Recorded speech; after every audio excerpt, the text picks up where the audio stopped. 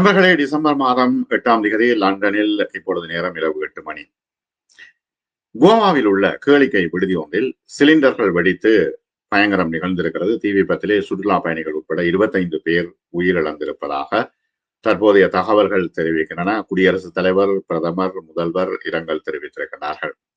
கோவாவில் உள்ள கேளிக்கை விடுதி ஒன்றிலே கேஸ் சிலிண்டர்கள் வெடித்ததால் ஏற்பட்ட தீ விபத்தில் சமையல் ஊழியர்கள், சுற்றுலா பயணிகள் உட்பட 25 பேர் உடல் கருகி உயிரிழந்திருக்கிறார்கள். 50 பேர் பலத்த தீக்காயம் அடைந்திருக்கிறார்கள். அதில் 6 பேரின் நிலைமை கவலைக்கிடமாக இருப்பதாக கோவா தகவல்கள் தெரிவிக்கின்றன.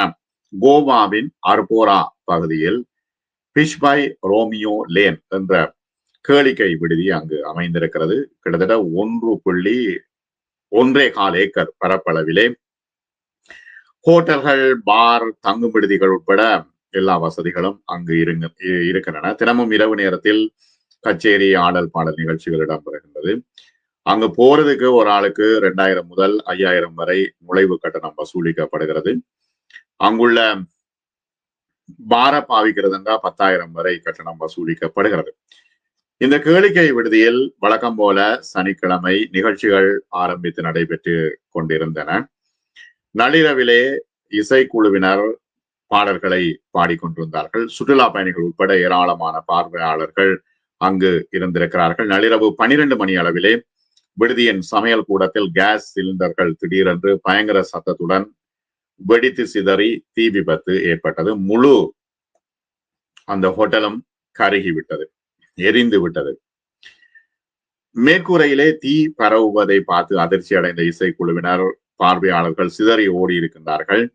நுழைவு வாயிலை நோக்கி ஓடினார்கள். என இங்கால் பக்கம் 6, ஒரு பக்கம்தான் அவர்களுக்கு வெளியில செல்லக்கூடியதாக இருக்கும். ஆகவேதான் மிகப்பெரிய நெரிசல்ல அவர்கள் சிக்கி இறந்திருக்கிறார்கள். நுழைவாயில்கள் குறுகலாக இருந்தது. அங்க மக்கள் அதிலிருந்து வெளியேற முடியாமல் கஷ்டப்பட்டார்கள். அதற்குள் தீ முழுவதிலும் பரவி வானலாவ உயர்ந்து கொழுந்து விட்டு எரிந்தது. அந்த வீடியோ காட்சிகள் மிகவும் கோரமாக இருக்கிறது. இதில் விடுதி ஊழியர்கள் 14 பேர் உட்பட 25 பேர் உடல் கருகி உயிரிழந்திருக்கிறார்கள். அந்த இடத்தில் 50க்கும் மேற்பட்டோர் பலத்த தீக்காயம் அடைந்திருக்கிறார்கள். இதில் 6 பேர் கவலைக்கிடமாக இருப்பதாக தகவல்கள் தெரிவிக்கின்றன. இது குறித்து தகவல் அறிந்த கோவா முதலமைச்சர் பிரமோத் சாவந்த் அங்கு வந்திருக்கிறார். தீ விபத்து ஏற்பட்ட பகுதியை பார்வையிட்டிருக்கிறார். அரை மணி நேரம் அதுக்கு பிறகு தீ அணைக்கப்பட்டது. ஆனால் எல்லாம் எலும்பு கூடாதான் அந்த ரெஸ்டாரண்ட் இருக்கிறது. குடும்பங்களுக்கு ஆழ்ந்த இரங்கலை தெரிவித்திருக்கின்றார். உயர்நிலை விசாரணை நடத்தப்படும் என்று தெரிவித்திருக்கின்றார். உயிரிழந்தவர்களின் குடும்பங்களுக்கு தலா 5 லட்சம், காயமடைந்தவர்களுக்கு 50,000 வழங்கப்படும் என்று கோவா முதலமைச்சர் அறிவித்திருக்கின்றார். கோவா ஒரு உல்லாச பயண நகரம், எல்லோருக்கும் போனவர்களுக்கு தெரியும். அது கடலும் கடல் சார்ந்த இடமும் அவ்வாறு தான் கோவா அமைந்திருக்கிறது. போர்த்துகல் உடைய ஒரு கொலனியாக, அது போர்த்துகீஸ் கொலனியாக அது இருந்தது. தற்பொழுதும் அங்கு போர்த்துகீசியர்கள் இருக்கிறார்கள். எப்படி பாண்டிச்சேரி பிரான்ஸ் கொலனியாக இருக்கிறதோ அதே போல போர்த்துகீசியர்கள் கொலனியாக அது இருந்தது. குடியரசு தலைவி திரௌபதி முர்மு உட்பட பல்வேறு தலைவர்களும் இந்த உயிரிழந்தவர்களின் குடும்பங்களுக்கு இரங்கல் தெரிவித்திருக்கிறார்கள். கோவா முதல்வரை பிரதமர் மோடி தொலைபேசியில் தொடர்பு கொண்டு தீ விபத்து குறித்து கேட்டறிந்திருக்கின்றார். கோவாவின் அர்போரா என்ற இடத்தில் ஏற்பட்ட தீ விபத்து மிகவும் வருத்தம் அளிக்கிறது என்று அவர் குறிப்பிட்டிருக்கின்றார். காயமடைந்தவர்கள் விரைவில் குணமடைய பிரார்த்திக்கிறேன் என்றும் சொல்லியிருக்கின்றார்.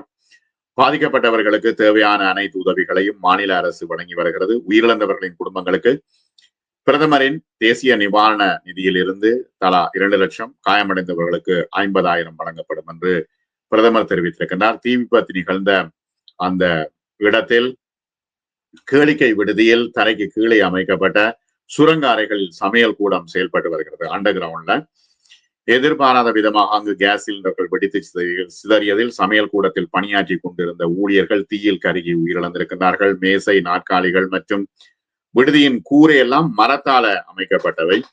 கரும்புகை சூழ்ந்தது. இதில் பலர் மூச்சு திணறி உயிரிழந்திருப்பதாக தகவல்கள் தெரிவிக்கின்றன. அது ஒரு தீவு பகுதி மாறி இருக்கிறது என்று ஏற்கனவே நான் சொன்னேன். இந்த பாதையிலே தீயணைப்பு வாகனங்கள் செல்ல முடியாது. இதனால் 400 மீட்டர் தொலைவில் தீயணைப்பு வாகனங்கள் நிறுத்தப்பட்டிருந்தன.